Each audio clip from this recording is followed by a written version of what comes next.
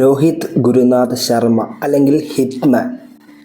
അദ്ദേഹത്തിന് എങ്ങനെയാണ് ഈ പേര് ലഭിക്കുന്നതെന്ന് വെച്ചാൽ 2013 ഇന്ത്യ വേഴ്സസ് ഓസ്ട്രേലിയ 7 മത്സരങ്ങളുടെ പരമ്പര. 4 മത്സരങ്ങൾ കഴിഞ്ഞപ്പോൾ ഇന്ത്യയും ഓസ്ട്രേലിയയും 2-2 എന്ന നിലയിൽ സമനിലയാണ്.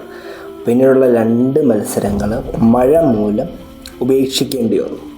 അപ്പോൾ 2-2 എന്ന നിലയിൽ സമനില നിൽക്കുമ്പോൾ അവസാനത്തെ മത്സരം ഒരു ഫൈനൽ മത്സരം പോലെ ഇത് വിജയിക്കുന്ന ആൾക്ക് ഈ പരമ്പര.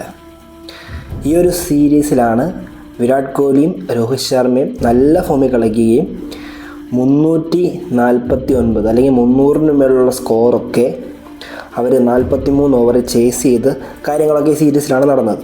അന്ന് വിരാട് കോഹ്ലി ഫാസ്റ്റസ്റ്റ് ODI 100 ഒക്കെ ഈ സീരീസിൽ അടിച്ചിട്ടുണ്ട്. 1 വിക്കറ്റ് മാത്രം പോയി ഇന്ത്യ ജയിച്ച കളികളുണ്ട്. അത്രയ്ക്ക് സ്ട്രോങ് ടീമായിരുന്നു ഇന്ത്യ.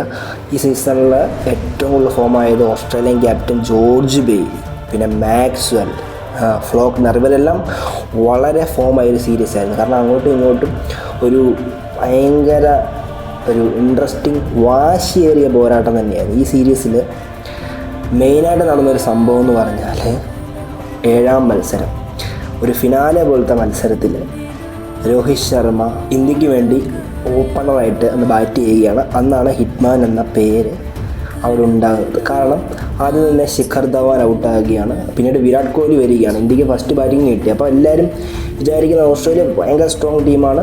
അപ്പോൾ ഇവർക്ക് എതിരെ നല്ലൊരു സ്കോർ ഉണ്ടെങ്കിൽ മാത്രമേ ഇന്ത്യക്ക് പിടിച്ചു നിൽക്കാനായിട്ട് പറ്റത്തുള്ളൂ. കാരണം അവരുടെ ടോപ്പ് ഓർഡർ എന്നൊക്കെ പറഞ്ഞാൽ ഭയങ്കര സ്ട്രോങ് ആണ്.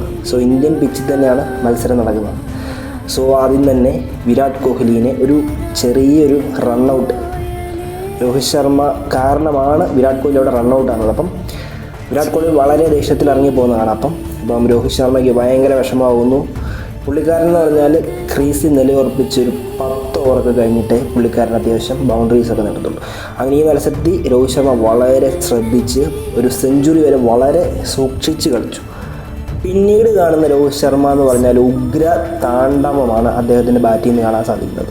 പിന്നീട് കാണുന്ന രോഹിത് ശർമ്മ എന്ന് പറഞ്ഞാൽ എല്ലാ ബോളർമാരെയും, പേര് കേട്ട എല്ലാ ബോളർമാരെയും തലങ്ങും വെലങ്ങും അടിക്കുന്ന രോഹിത് ശർമ്മയാണ്.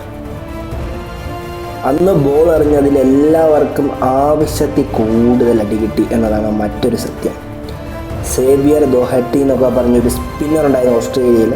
പ്രൈം ടൈമിൽ അദ്ദേഹം വളരെ മികച്ചൊരു സ്പിന്നറൊക്കെയായിരുന്നു. അദ്ദേഹത്തിനിട്ട് നല്ല രീതിക്ക് എടുത്ത് രോഹിത് ശർമ്മ അലക്കുകയും അദ്ദേഹം ഡബിൾ സെഞ്ചുറി പൂർത്തീകരിച്ച് രോഹിത് ശർമ്മ എന്ന പേരിൻ്റെ കൂടെ ഹിറ്റ്മാൻ അല്ലെങ്കിൽ വീരേന്ദർ സെവാഗിന് ശേഷം ഇത്രയും ഒരു അപകടകാരിയായ ഒരു ഇന്ത്യൻ ഓപ്പണർ എന്ന പേരിൽ അന്ന് അദ്ദേഹം ഫാൻ ബേസ് വളരെയധികം കൂട്ടി. പിന്നീട് അദ്ദേഹം 3 ഡബിൾ സെഞ്ചുറിയാണ് ഏകദിന ക്രിക്കറ്റിൽ എടുത്തിട്ടുള്ളത്. ഇത്രയും മികച്ച ഒരു ഏകദിന ക്രിക്കറ്റ് ഓപ്പണർ ഇന്ത്യക്ക് സ്വന്തമായതിൽ നമുക്കെല്ലാവർക്കും അഭിമാനം കൊള്ളാം.